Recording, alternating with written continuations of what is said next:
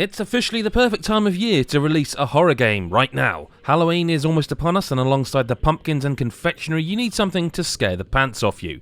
When celebrating all things spooky, there's nothing I'd rather do than play a scary game in my bedroom with all the lights switched off. Whether it's indulging in some Silent Hill or Five Nights at Freddy's, I want to be nervously looking at every dark corner I pass for the next few days. This year, I may have got more than I bargained for though, as Project Zero Maiden of Black Water has brought spooky ghost photography back from the Wii U. Dating back centuries, Mount Hikami has been home to all manner of unorthodox religious practices and beliefs. It's believed that there are humans who are born from water and return to it at the end of their lives, which is all well and good until people start coming to the mountain looking for the right way to end their lives. Our heroes Yuri, Ren and Mew all have their own reasons that bring them to Mount Hikami, and before long they end up entwined in a mission to save their loved ones and survive the fury of a whole bunch of ghosts. It's a very traditional Japanese ghost story with a huge emphasis on religion and rituals that you'll learn all about as you investigate the mountain. Each of the game's 3 characters has an interesting backstory and motivation, ranging from Ren looking for inspiration for his novel to Mew looking for her missing mother, who also just happens to be the protagonist of the original Project Zero game. The narrative is consistently compelling, and I found myself reading almost all the notes I found to find out more about the local grisly customs and deceased locals.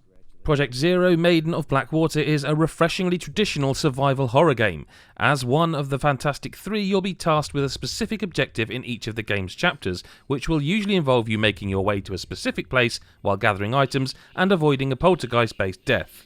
To help guide you to your objective, you have the handy power of shadow reading, which lets the user see the traces of a person they're holding a picture of. This essentially just means you get to follow a ghost anytime you're lost, which is incredibly helpful. To survive on Mount Hikami, you'll need to be able to deal with the numerous aggressive spirits that call it home. Series fans will be familiar with the camera obscura and its ghost-busting photography powers.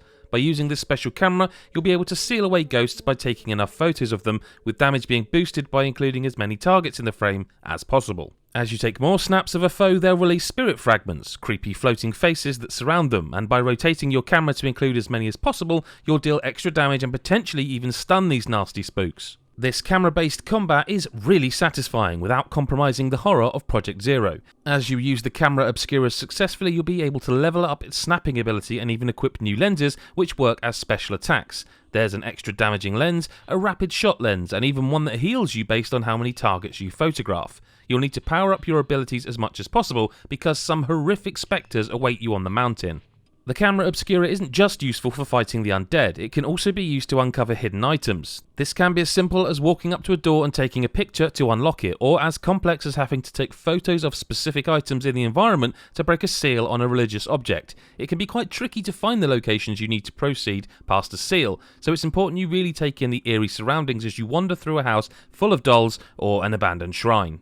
And it may seem obvious, but for me, one of the crucial elements I look for in a horror game is to actually be scared. Project Zero Maiden of Black Water very much succeeds in this department, with an overall spooky atmosphere, expertly crafted jump scares, and some truly terrifying character designs. Often it's only really the opening of a horror game that's particularly unnerving for me, but Project Zero kept those fear levels high throughout. I'd even argue that by far the most spine-chilling and scream-inducing, and therefore best, chapter is towards the end of the game, which really impressed me. Once you've beaten the game, you'll unlock the mandatory harder difficulty mode, as well as a side story featuring Dead or Alive's Ayane. Without a camera, Ayane must use her stealthy ninja abilities to avoid ghosts. Honestly, I didn't really enjoy this bonus mini-campaign much at all, but the main game is long enough for it to be completely unnecessary to play it anyway. There's a nice smattering of extra content that's been added to this version of Project Zero Maiden of Black Water. Perhaps the most notable of these is the photo mode, which features all the bells and whistles you'd expect, as well as the ability to bring forth and position all manner of ghoulies to make the perfect spooky snap. Elsewhere, you've got a load of new costumes to dress Yuri, Ren and Mew in, ranging from fairly cool to the usual eye-rolling fan service. There's a graphical upgrade too, although it isn't really enough to make the game feel like anywhere close to a modern title. As much as I enjoyed my time on Mount Hikami, this entry in the Project Zero franchise isn't without some significant faults. The worst of these is probably how often areas repeat. A lot of the chapters feature you leaving your safe place to climb up the mountain, and pretty much every time that means ducking through that same bit of fence and then walking through this maze of a building. It's really unnecessary and only gets worse as you progress, leading to a painful final few hours. Another issue is how much health the ghosts you encounter have. It isn't always a huge issue, but when you do fight spongy enemies after spongy enemy, it can be a bit overwhelming. Project Zero Maiden of Black Water is an unnerving treat for any season. The old school horror feel is really refreshing, and using the camera for combat is engaging throughout. It can get a little repetitive, and this new version doesn't really add a great deal, but if you want something to play in the dark, then the curious and the gruesome tale of Mount Hikami is well worth experiencing, which is why we're giving it 8 out of 10.